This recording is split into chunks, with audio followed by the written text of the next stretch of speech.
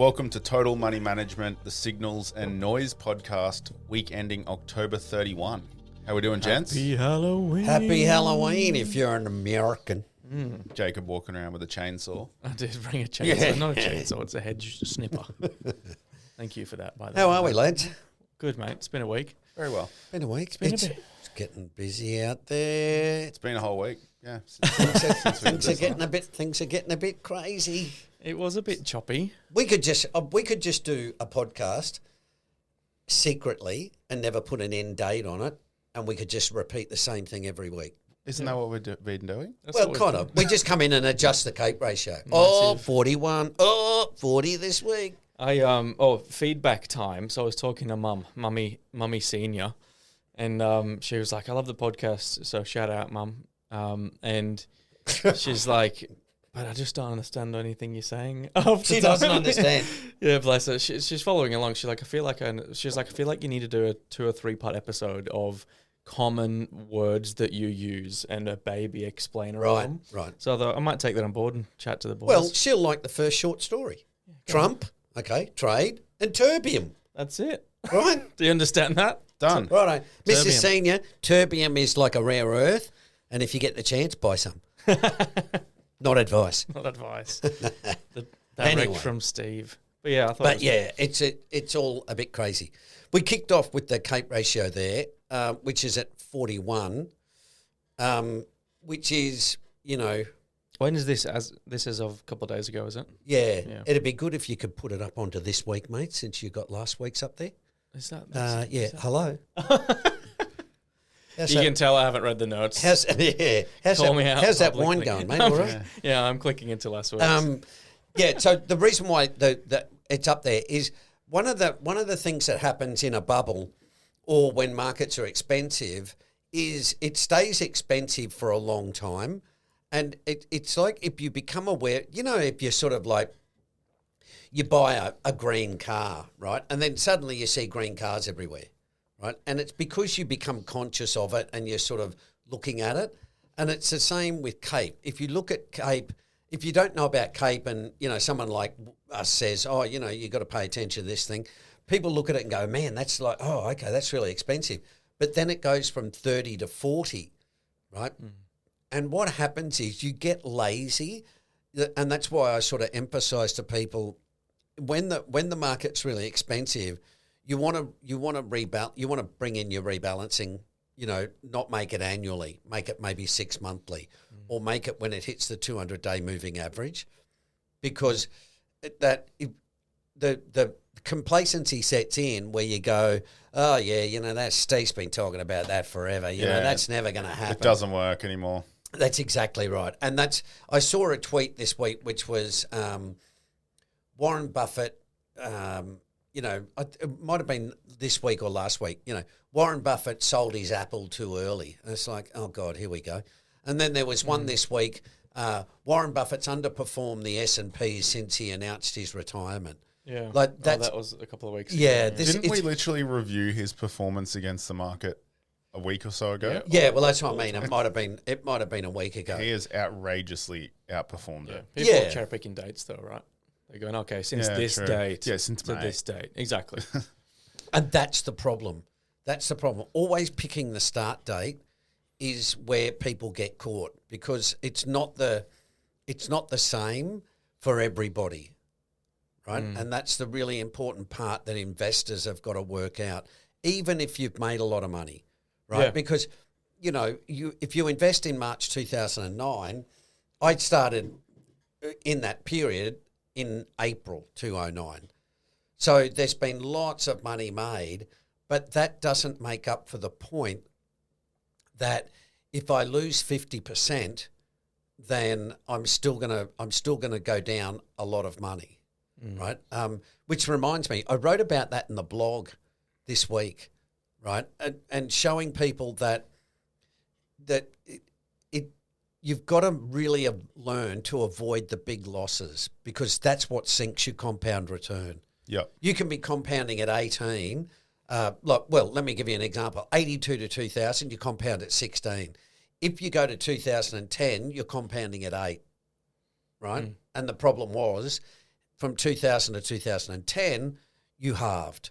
Yeah, the volatility took you out. Yeah, well, the big drawdown took you out. Yeah. Right? But yes, the volatility took you out. So one thing I've been thinking about the last week is we talk a lot about CAPE over 10 or 20 years, 10 years, but over the long term.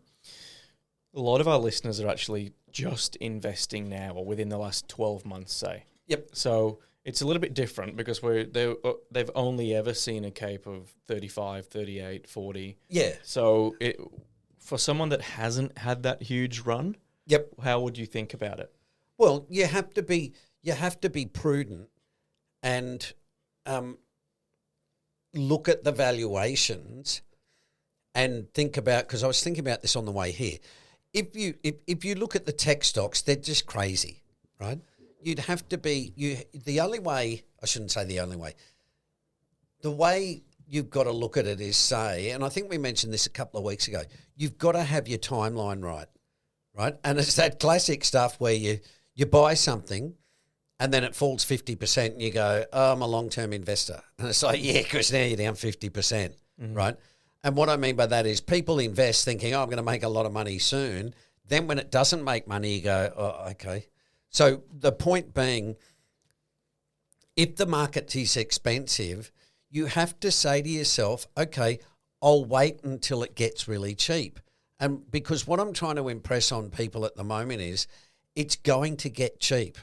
Yeah, there's a huge opportunity coming. Yes, absolutely. Which is why we stress the asset allocation, don't lose money. Yep. The uncorrelated asset to be able to put yourself in a position to take advantage of a significant decline. Yeah. But also we understand that we want to participate in the melt up as well. Yeah, I generally say to people, look, if you're starting out and you're young, I say to people, just have a few bucks, right? So if you've got 50,000, right, and you're sort of like, oh man, I've just learned about CAPE, but God, I really want to invest. It's like, okay, put 10,000 in the market, right? Just don't go all in. And start out, we've talked about, previously talked about energy stocks, right? So, I'd say to people, all right, well, look, just put, allocate 5,000 and put 2,500 to it. As an example. Right? You got 100 grand. Okay, well, spend 20, but keep 80 in cash because you're going to invest that 80 later on at 11%, not the current rate, which is about 3, right? So, the S&P... The CAPE earnings yield is, the CAPE's at 41, right? 100 divided by 41. So the CAPE earnings yield is about 2.43, right? Which means that's what you should expect over the next decade. Inflation's running at about 3. Bonds are running at 4. And it's not going to run down linear. It's going to have a huge drawdown, and then it'll bounce back, and then the volatility will swing down. You'll end up probably losing more in the volatility because you'll make some stupid decisions. And if you don't have a strategy, you get sucked into the bear market rallies. Yes, especially as a young and inexperienced investor, right? That's where and again, we talk about this all the time. Don't lose money means basically don't do dumb shit. Right, but it's really hard to do because when you're inexperienced, and I was talking to, shout out to Jared. I was talking to Jared today about this. It's really hard. I sort of say to people, I want to teach you what it feels like to lose money, but you don't actually lose the money, right? So it's the same as saying to someone, look, I'll tell you if you touch that flame, it'll burn and it'll really hurt. Well, you can sort of go, got it. But you don't actually know what the pain is like because you haven't touched it, right? That's why kids touch the stove and they burn, right? And that's the last time they ever burn themselves by touching the stove. Yeah. And it's the same for investors. It's hard to say to people, if you invest money now, over a decade with the CAPE at 41, you're probably going to lose money, right? Or you're probably going to ride 20%, you're probably going to get really excited, and then you're going to have an almighty drawdown where you freak out and sell at the bottom of the market, right?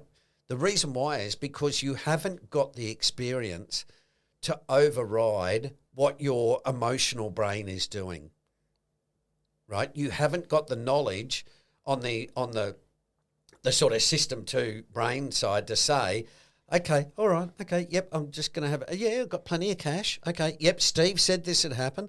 All right, I'm just going to calmly have a look at this and, see how it pans out. Most people just completely freak out, right? And the thing that does that is the volatility.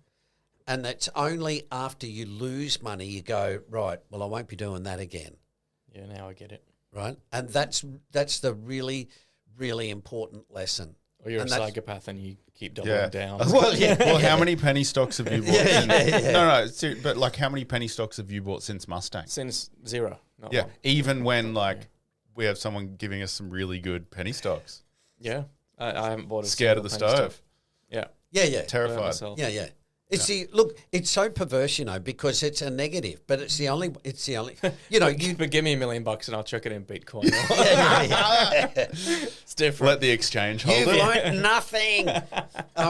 But it's true, right? It's, Nassim Taleb has this chapter in his book in Anti-Fragility called Via Negativa, right? And what it means is you learn from the negative things, right? And what he says is, that I think the Buddhists also have the philosophy of what you should do is take things out, right? So don't add things into your life. What you should do is take things out of your life, right? To make your life really simple rather than more complex.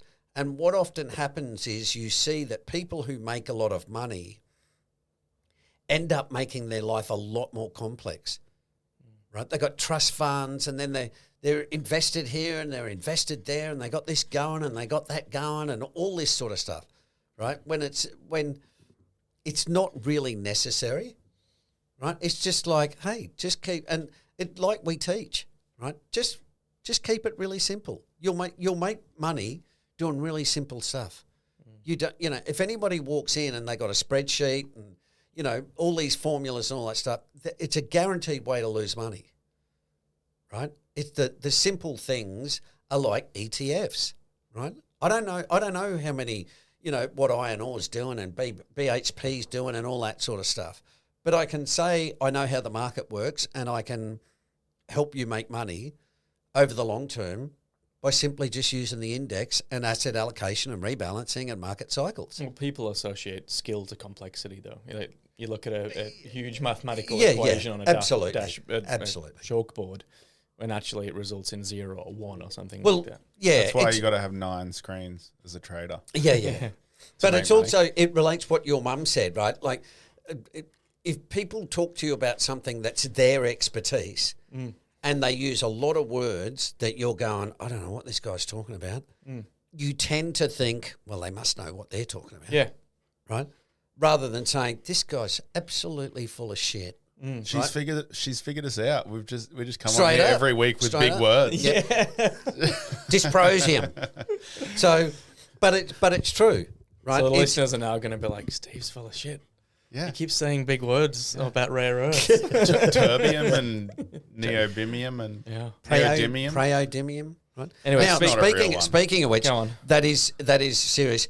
Trump went to Asia this week, and I'm not kidding. Most of it was about doing deals with countries for rare earths, right? And that's why I'm saying it's really, and that's below the paywall, the stuff about rare earths, right? Because it's really the number one issue. There's one issue in China, semiconductors, right? They want the latest chips. There's one issue in America, rare earths, right? They want the rare earths. That's one of the issues. Yes, but the other issues are the other issues, Tom, are some guy wrote this afternoon on Twitter, right, and said, BYD have got the best cars and, blah, blah, blah. Okay, fine. America can live without BYD. They can't live without rare earths. Yep. Right? That's the point. So a lot of things, and strategists in America will be sitting there going, okay, what if China said, listen, we're not sending you any more T-shirts? America would go, yeah, okay. Fine. We'll go to Bangladesh. We'll go to Thailand. We'll go to Malaysia. There's plenty of places to make someone's T-shirts. going to sell us shirts. Someone will sell us a shirt. Rare earths are the one where other countries can say, dude, can't help you. Right? So that's where Lynas is really, really important, right? Because it announced this week that it's building a heavy rare earth processing facility in Malaysia. Is that the stock of the week? No, it will. Interestingly enough, declaring it, I hold Lynas and I have for a long time.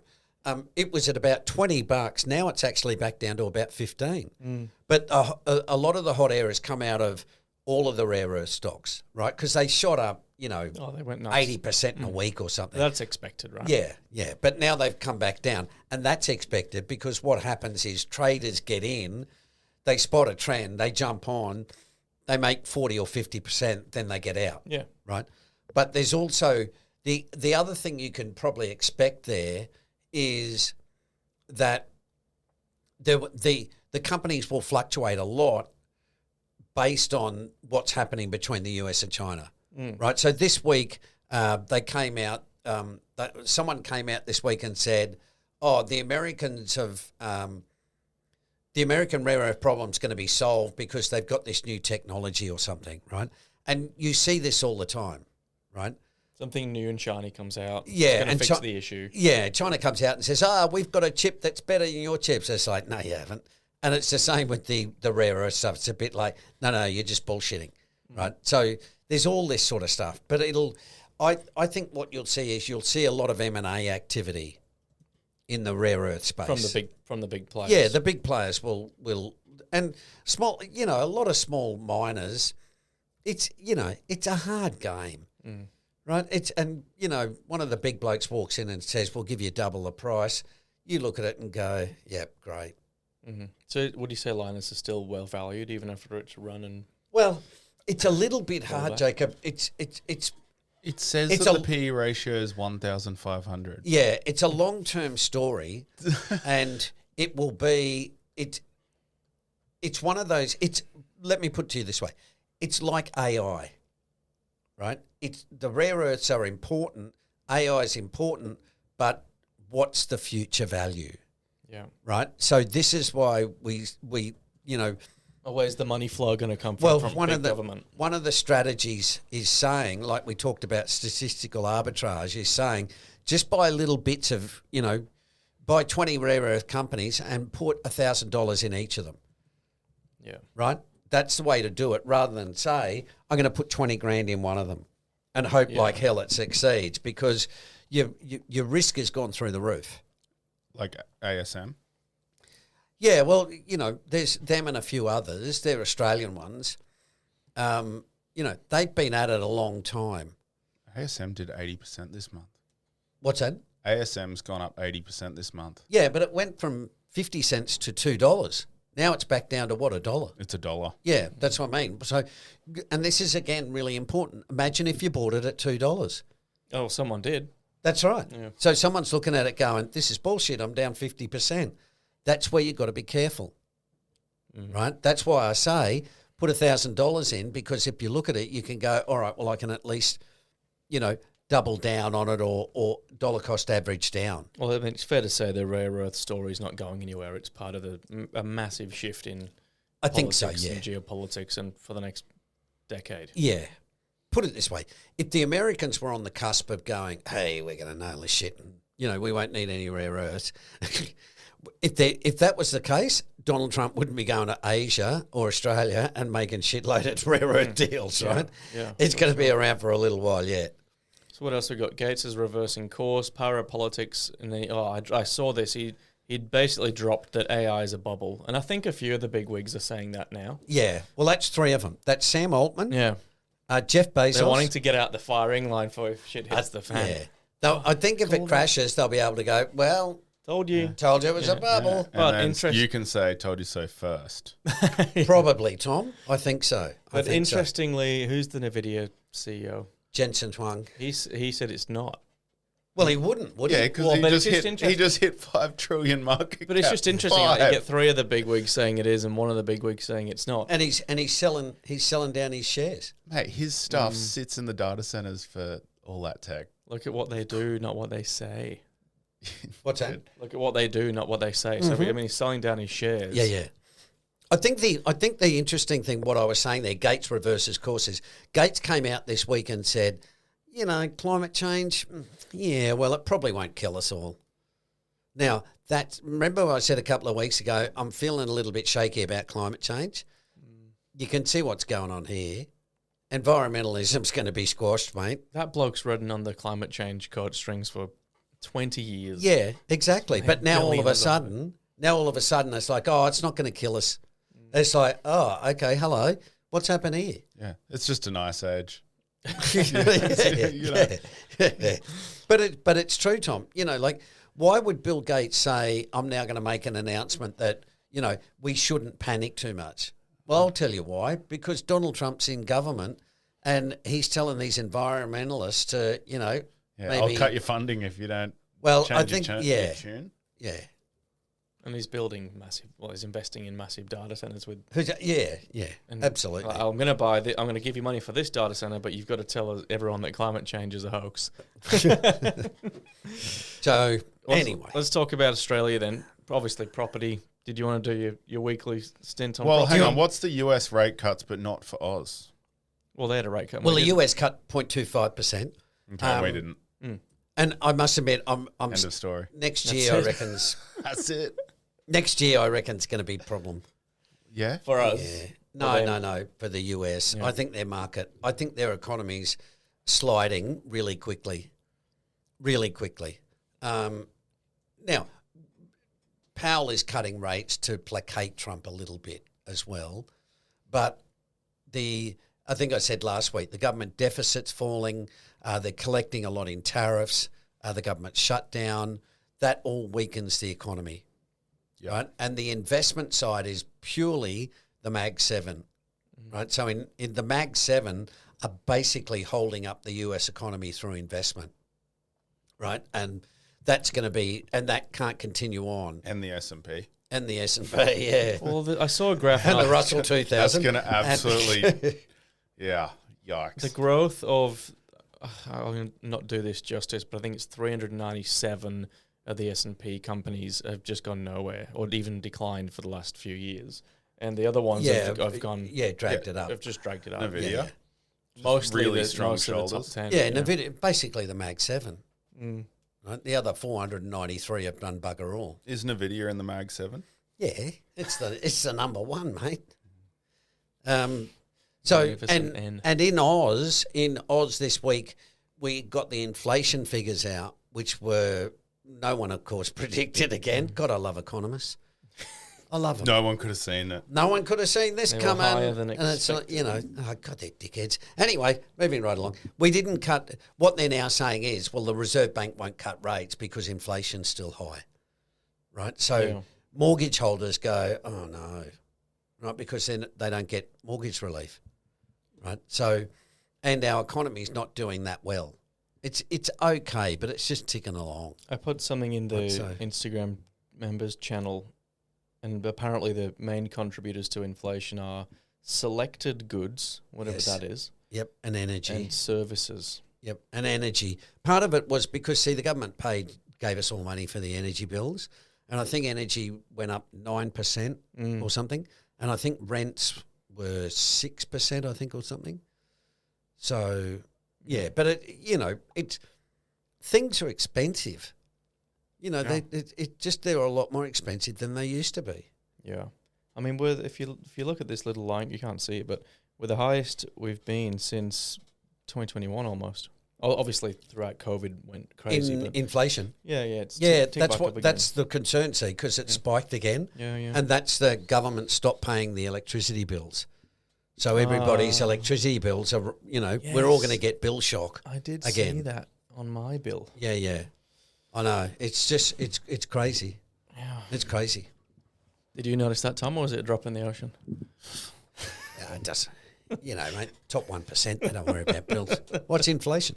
I had to slide it in. I've had it up to here. All right. With inflation. He's so sensitive sometimes, now, Tom. We're on this side today. We can bully. Yeah, that's right. Aussie economy. Well, not Aussie economy. Property prices. You calling it 2026 or top, I or just- 2027 top? It doesn't matter whether it's 26 or 27, right? It does to me. Yeah, well, it I'm does buying to it. you. Yeah, that's what true. are you, That's what are you true. doing? It's not going to crash. We've got the Olympics coming. That's right. yeah. That's right. What are you talking about? And they're a The mere, US and New 6 Zealand years don't have away. the Olympics. Yep. That's No, why they're- nor does Canada. That's why they're tumbling. I'm waiting. I'm waiting every week to see if the banks are slowly lending less to more people. Yes, that's the key to watch. Watch bank lending, and bank lending, it's increased. Right? So don't go out looking for property this weekend.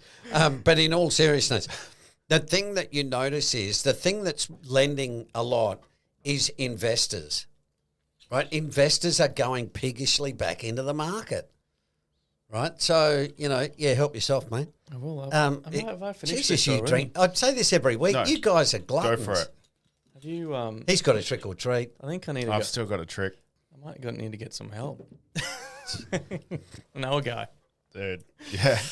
Go on. So the thing is, investors are pouring back into the property market. That's where I think it's a bit of a problem, right? And that's why I think They've been pouring in the whole time. well, yes and no, Tom. Yes and no. The thing is, they've rebounded a lot, right? And what I'm trying to say there is, if you were, I'm talking about stocks now, right? The S&P has a dividend yield of about 1%. Okay, so you go in and buy the S&P on a CAPE ratio of 41, and you're getting a dividend of 1%. You're getting an earnings yield of about 2.9. So in other words, that's what you can expect.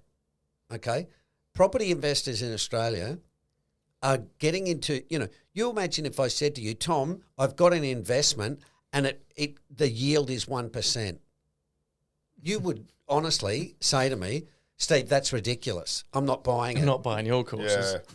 But if people say, I've got a really nice property, you'll love it, it's 2.2 million or whatever, people go, oh my God, right? Because they think it's going to be worth more in the future. Yeah. And as I said, they may well be right, but heaven bloody help you if the market turns, because these things are not like stocks where you can just flick them off in a day, right? Well, this is where I get stuck. All right, and I'm sure we've covered this 100 times. I've probably said this a few times. I don't know. Okay, even if there's no shortage of investors with heaps of money, because obviously there's a lot of people with a lot of money, they can keep buying houses, absolutely no problem. But if rents continue to increase, I don't understand how, the average household is going to be able to justify these rents. They're absurd. But that's what I'm saying, that eventually that stops, right? Because like you're pointing out, what will happen is renters, let's say you're paying 700, right? That's cheap. And the Why are you landlord renting that? And the landlord says, okay, listen, I'm putting it up to 800, right? Or 770, right? 10%.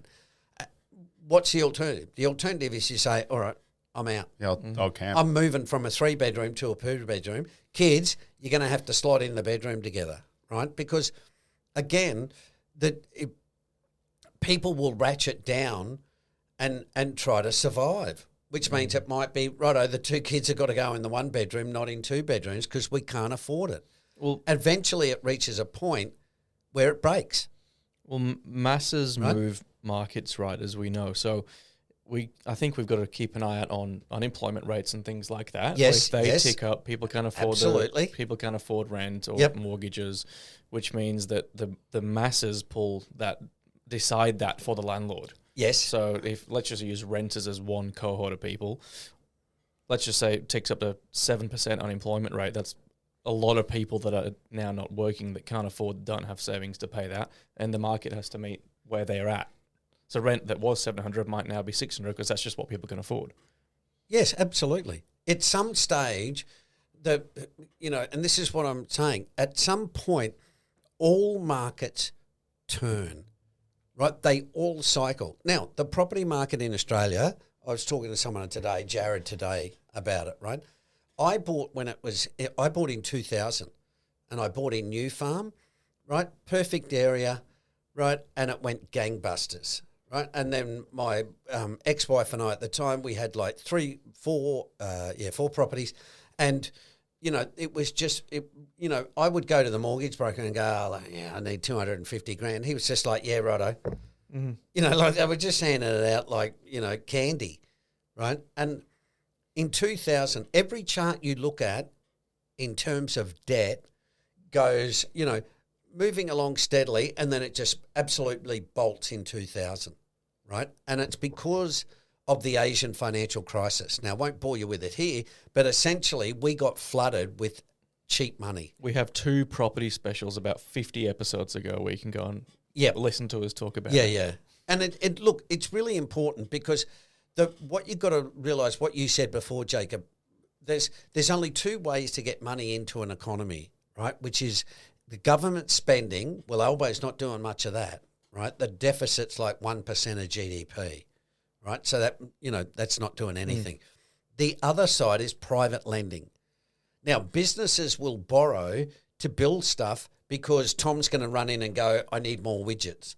Yep. Well, that's not happening, right? Because the GDP is really low. So where's all the money going? The money's going into the property sector, right? The consumers or the general public are borrowing like crazy to buy and speculate in property.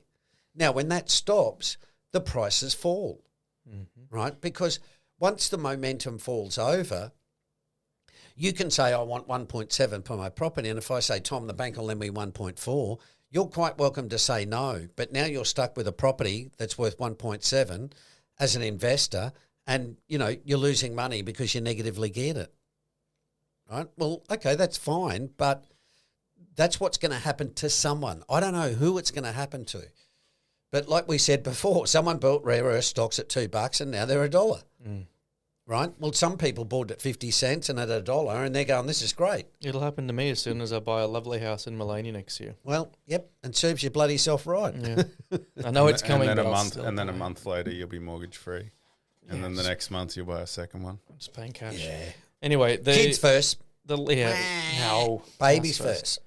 House first. Oh, come on, mate. You got to get on with it. Tom and I have done our bit. Jesus. Yeah, I got heaps of kids. You can't bloody help yourself. Lesson of the week. Don't have too many kids. Week 2 of trying to get sued by equity mates. But this is a common one, right? There's a chart here, and if you're not subscribed, go to the Signals and Noise newsletter. It's free for most of it, and if you want the stock picks, you've got to pay because we're not giving you that for free anymore.